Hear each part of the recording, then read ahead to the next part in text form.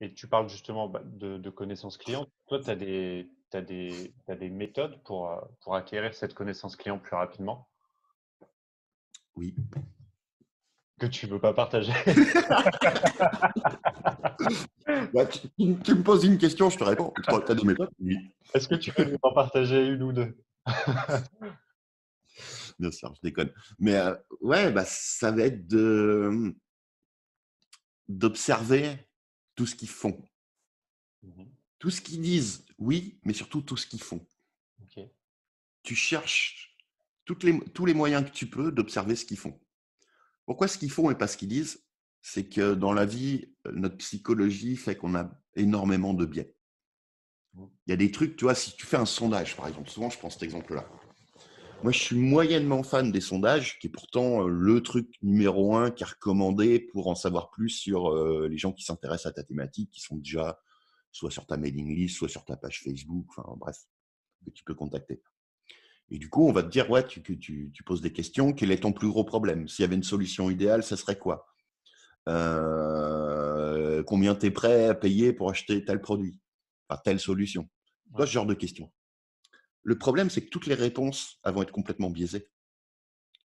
Pourquoi? Le plus gros problème qu'on a, ouais, les gens peuvent en être conscients, quoique ils peuvent, voilà. Tu leur poses des questions, des fois ils vont te dire ce qu'ils savent qui doit être la bonne réponse, mais dans les faits, leur comportement, il n'est pas du tout aligné. Mhm. Je te donne un exemple tout con, la perte de poids. Tu vois, quelqu'un qui est un peu gros, qui veut perdre des kilos. C'est pas compliqué, la recette pour maigrir, tout le monde la connaît. Tu fais un peu de sport, tu bouffes un peu mieux. Ouais. Il n'y a pas besoin d'aller plus loin que ça. Pourtant, l'industrie du régime est une des industries qui fait le plus de blé au monde et depuis des décennies et des décennies, et c'est pas prêt de s'arrêter. Alors que pourtant, la solution, tout le monde la connaît.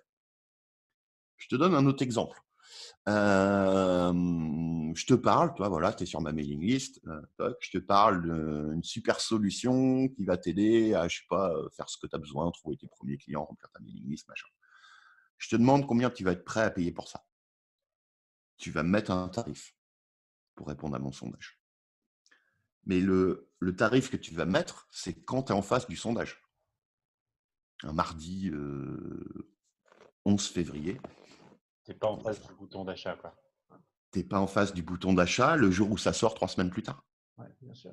T'es pas au point où là, je te demande de sortir ta carte bleue, de mettre ton PayPal. Mhm. Tu n'es pas du tout en contexte. Donc, t'es pas vraiment objectif, quoi.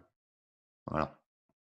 Ok. C'est pareil sur les commentaires, quand tu lis les commentaires sous un post Facebook, sous des vidéos YouTube, ce genre de choses. Je dis pas qu'il faut pas les lire, que c'est pas intéressant. Le truc, c'est que notre job en tant que marketeur, c'est de creuser après ça et faire le tri. C'est pas ton marché qui te dit ce qui, à mon sens, hein, c'est clairement pas ton marché qui te dit ce qu'il veut. C'est d'essayer de C'est lire. toi qui es censé analyser ce qu'ils font pas, la psychologie qu'ils ont, Mhm. pour leur proposer ce qu'ils vont être prêts à acheter et qui va bien sûr être à même de les aider. Ok, d'accord. C'est complètement différent en fait quand tu réfléchis. Bien sûr. Mais ça, c'est un travail qui prend des mois, des années, quoi, à acquérir cette connaissance de ton marché.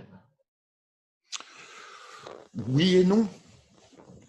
Il y a énormément de choses qui sont en fait de la simple psychologie.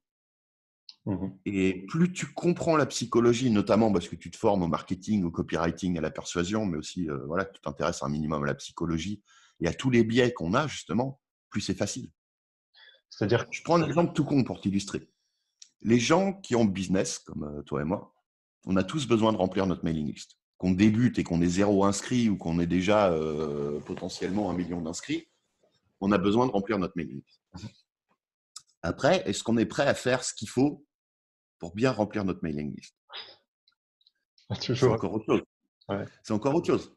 Je te présente un produit, voilà, une formation, admettons, où je te dis, voilà, ça, c'est les 5 meilleures techniques que j'ai jamais utilisées pour remplir ma mailing list. Le problème, c'est que la première, elle implique de bosser 1 heure par jour dessus.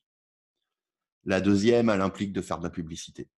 La troisième, elle implique, voilà, des trucs chiants, pénibles, qui sont tout sauf le raccourci, Mhm.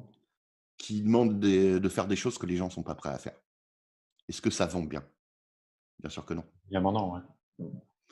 Si je te propose à la place une formation qui te promet 1000 inscrits en une semaine, admettons, sans rien proposer à l'inscription, sans avoir à faire de pub, ni même avoir de, je sais pas, de profil sur Facebook.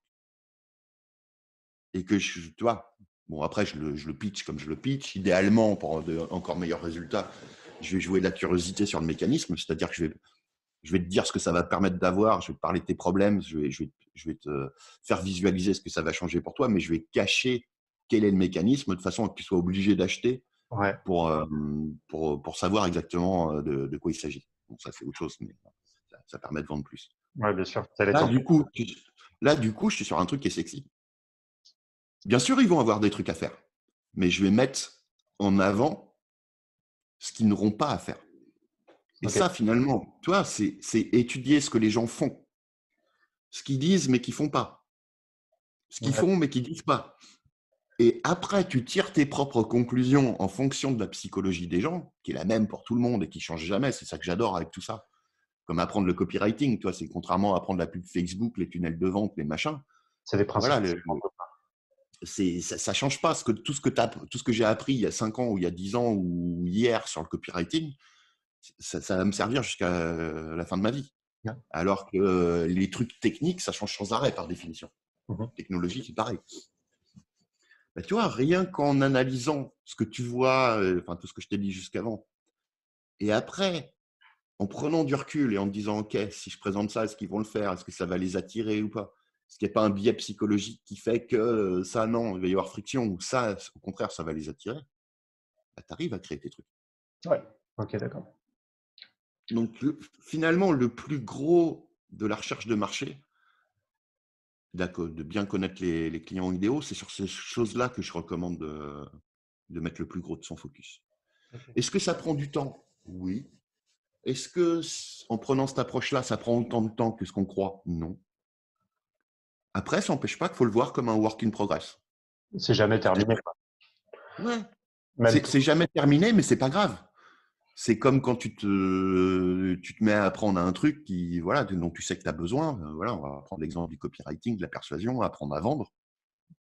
Tu n'es jamais au point où tu sais tout. Et ça t'arrivera jamais. Mhm. Est-ce que pourtant, après avoir suivi 3 formations, tu vas déjà pas bien plus vendre et obtenir de bien meilleurs résultats qu'avant? Bien sûr que oui. Et tu peux déjà très bien gagner ta vie. Bien sûr. Après, voilà, libre à toi de continuer à apprendre et de devenir meilleur, meilleur, meilleur, meilleur. On revient, tu vois, ce qu'on disait tout à l'heure, ce que je faisais en 2013 sur Lifestylers, je suis comme tout le monde, toi, c'est ridicule en termes de qualité et de niveau par rapport à ce que je fais maintenant. Ouais. Et ce que je fais maintenant sera probablement ridicule en comparaison à ce que je ferai l'année prochaine. Ouais. On est tous pareils, enfin, c'est normal, quoi. C'est normal, tu progresses avec le temps. Ouais.